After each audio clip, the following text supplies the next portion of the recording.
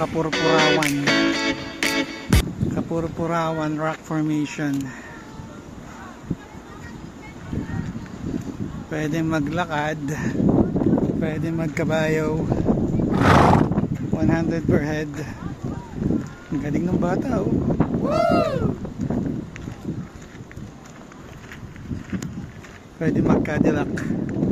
Cadillacad. Ah? Para libre. Konting cardio.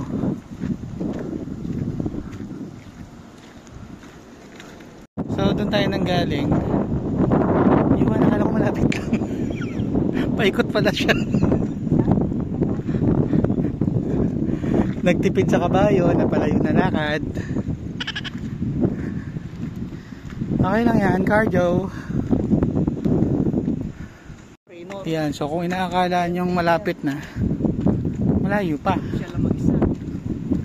Hi! Afternoon po. Afternoon po.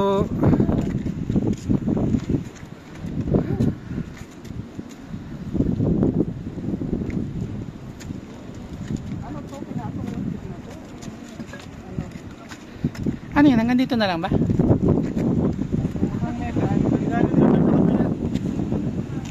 Ayan, ang lapit na natin, okay? Pero it's a fake. Hanggang dito na lang pala. Bawal na magpunta dun sa rock formation mismo. Pre-preserve na siya para sa future generations. Ay, nakita lang, hindi napuntahan. Nalapitan lang. Saying namin.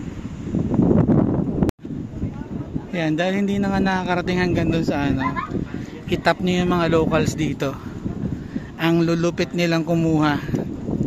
Parang nandun ka rin sa rock formation. Ang gagaling nila. Ba't ganun? Paano gawin nyo sa camera ko? Ang galing naman. Ang galing nila mag-shoot. Okay, bisita kayo dito. Ganda. Nandito pa rin tayo sa Kapurpurawan. Kita natin si ate nagawa ng empanada. So pagkaakyat mo habang hinahapo-hapo ka, pahinga ka muna dito. Sabay merienda. Another. Okay, let's go.